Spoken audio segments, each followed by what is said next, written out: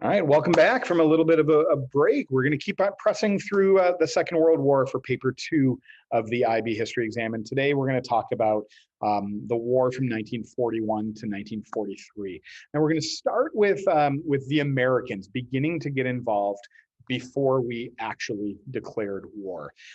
During the Battle of Britain, the United States in September of 1940 is gonna open up what is known as a destroyers for bases deal with the United Kingdom, where we will trade 50 American naval destroyers for leasing rights to British possessions, many islands in the Pacific and things like this. And this is an initial step of the United States starting to take a side in this conflict. We're not declaring war or anything yet. That's not going to come for more than a year. But we are certainly putting our cards on the table on the side of Great Britain. In March of 1941, we pushed that even further with the passage of the Lend-Lease Act. This is going to open up the United States military and production and financial aid to Britain. And it is really the Lend-Lease Act that overturns all of those previous neutrality acts that had been passed in the United States. And then in August of 1941, the president of the United States, Franklin Roosevelt, and Winston Churchill will get together and draft what is known as the Atlantic Charter. The Atlantic Charter is a statement of principles as to what this war is about and what this war is not about. Remember in World War I, there was a lot of frustration following the war in the United States that war was just a war that cost American lives and American dollars for the expansion of the British Empire. And Roosevelt is trying to get Congress behind him in supporting the British war effort. And so the Atlantic Charter is part of that effort, calling for no territorial gains from this war, calling for a self-determination, that nations should be able to decide for themselves the political system they want to be ruled under, and a call for more free and open trade. These are those same Wilsonian ideas from the 14 points now being put towards the Second World War. And notice the change in England at this point. England wanted nothing to do with giving up territories or colonies or self-determination. But this is such an existential crisis now for the United Kingdom that even Winston Churchill is agreeing to notions of self-determination to come out of this war effort. So now we go back to the war, and we see that in the aftermath of the Battle of Britain and the defeat of the German Air Force in the Battle of Britain, Adolf Hitler is now going to look to the east, and he's going to call for the invasion of the Soviet Union in June of 1941. Ultimately, nearly 4 million German soldiers will take part in what will become the biggest invasion in military history. Adolf Hitler sees the Soviet Union as weak at this point, particularly due to their fighting in what is known as the Winter War with Finland. Please remember that World War II, we talked about the beginning of the war with Germany invading Poland, but the Soviet Union also invaded the eastern part of Poland. The Soviet Union also invaded the Baltic states of Estonia, Latvia, and Lithuania. And in the Soviet Union in 1940 is also going to launch a war into Finland. This war does not go well for the Soviets. And Adolf Hitler, it's a victory for the Soviets, but it's a hard-fought victory for the Soviets.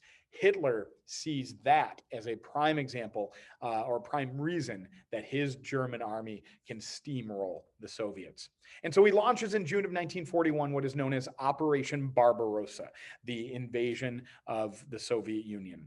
He's confident, Hitler's confident, that his Western front is secure, that Britain is not going to challenge him in the West, and that this invasion of the Soviet Union is going to give Germany that Lebensraum, that living space, the resources that he needs. It can offer an end to communism and obviously provide valuable resources. So Operation Barbarossa takes place with a three-pronged attack. So rather than one blitzkrieg drive into the Soviet Union, German armies are going to be divided into three fronts: a northern attack through the Baltic states towards the city of Leningrad. There it is. A central push towards the capital city of Moscow, and then a southern push across the breadbasket of the Soviet Union, Ukraine, into the oil fields of the Caucasus. Early on, this was very successful for Germany. Stalin was unprepared for the German invasion. His military was stretched thin following his wars in the Baltic states and in Finland. The Stalinist purges of the military leadership in the 1930s depleted experienced military officers. The Luftwaffe, the German Air Force, enjoyed air superiority compared to the more outdated Soviet Air Force.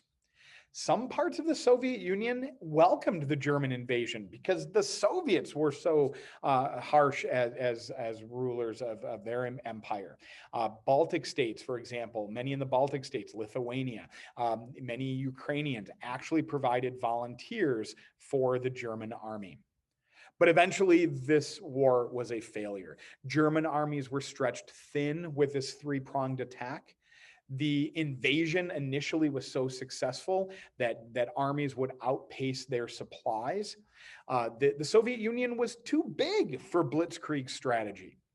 The Russian winters would ultimately bog down and freeze the ill-prepared and ill-equipped German soldiers. Soviet resources were so vast that they could literally rebuild new factories to the east of Moscow and continue producing new tanks and planes during this invasion.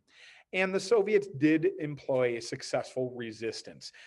Stalin called for a scorched earth policy, whereas retreating Soviet armies would literally burn fields and any buildings down, leaving nothing for the invading German army to use. And Soviet guerrilla attacks would strike at communication lines and supply lines. The Battle of Stalingrad is the most used example of the disaster of this German invasion. Stalingrad, a city in southern part of the Soviet Union, on the way to the Caucasus, obviously named after the leader of the Soviet Union, became an important symbol both for the Soviets to hold on to and for the Germans to conquer. In the end, Adolf Hitler refused to let his army surrender and continued to pour more resources into the battle. Over 800,000 Axis casualties were lost in this Battle of Stalingrad. And following this battle, German armies would begin to be pushed back across the Soviet Union.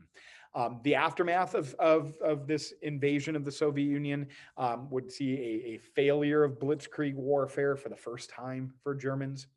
The formation of what becomes known as the Grand Alliance. Now the United Kingdom is no longer by itself. It also has the Soviet Union, and by December of 1941, the United States involved in an alliance. And now Germany is going to have to deal with that dreaded two-front